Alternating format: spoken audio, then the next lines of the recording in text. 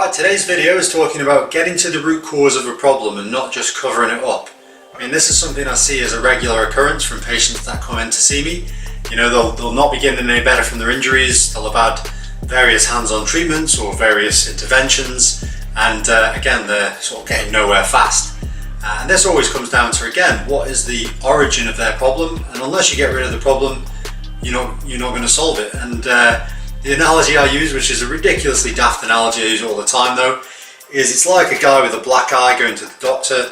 The black eye just won't go away. He's got it for years and years, and the GP's giving him oils and ointments and all sorts of different things that are supposed to help this black eye, but for whatever reason it won't go away, and he's scratching his head thinking, I just don't get it, I'm treating it in the right way.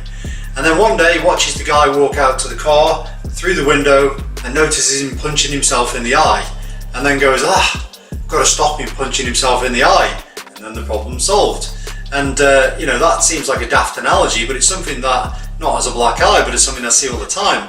I get someone in who, you know, basically has got an Achilles issue, for example, and basically they're running on it, they feel worse after they've run on it, and they're continuing to run on it, and what this means is they've got a damage rate which is exceeding or at least level to their healing rate.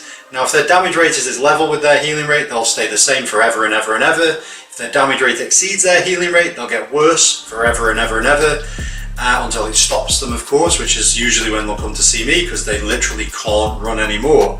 But all the while, it's just from not listening to the body. So their root cause would be just overloading, basically. Obviously, there are lots of potential root causes. I mean, a good example is I saw someone the other day who has got a shoulder issue, and the GP wants to just stick a steroid injection into it. Well, the problem you've got there is that steroid injections are primarily going to be used in this case for getting rid of inflammation. So people have got a negative connotation with inflammation and think it's the bad guy, but actually inflammation is what heals you. So you need it. The other thing is it's there in normal circumstances with no rheumatological disorder. It's there to heal damage to the tissues of the body. So if you are getting inflammation, that's because you've got damage to the tissues of the body that you're trying to heal. Your body's effectively trying to heal them. So what you don't want to do is take away that inflammation.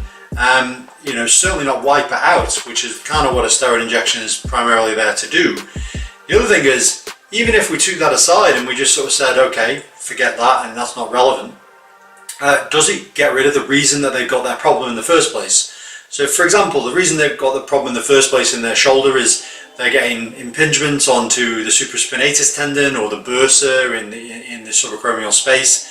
That can be through muscle imbalance, which can be the force couples around the shoulder, the glenohumeral joint, meaning like infraspinatus relative to deltoid.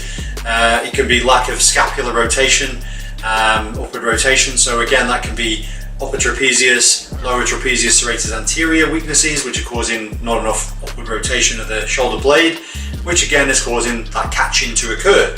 So the steroid won't correct any of them issues at all. So you need to look at what the origins of the issues are and then correct them.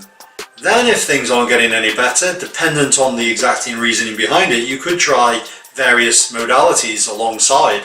So I'm not saying that, a steroid is never the called for thing, or manual therapy is never the called for thing, or anything along the lines, because it can be and it is, but you can't get better unless you get to the root cause of your problem, and you can't expect to patch it up all the time, because what happens with the steroid groups, they tend to get the steroid injection, it tends to seem to work because the inflammation goes down, which obviously lowers the pain, but the healing stops. There's degeneration to connective tissue from steroid, so a year later the problem comes back, and that's been seen with tennis elbow as an example. So next time you've got a problem, don't think, what is the problem? Think, why have I got the problem? And that's the key. Now obviously that's what my job primarily is to try and work out what the faults of the body are, or the faults of training are, or the faults of overload are, or whatever, to try and solve the underlying reasons behind the problem. And only if you solve that are you actually going to get anywhere.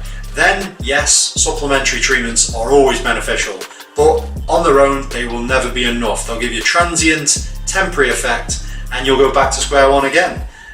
So basically that is the key to this video, is always look for the root cause, always try and solve the root cause where possible, and you'll have the best outcomes. So that's everything for today, and I'll see you next time.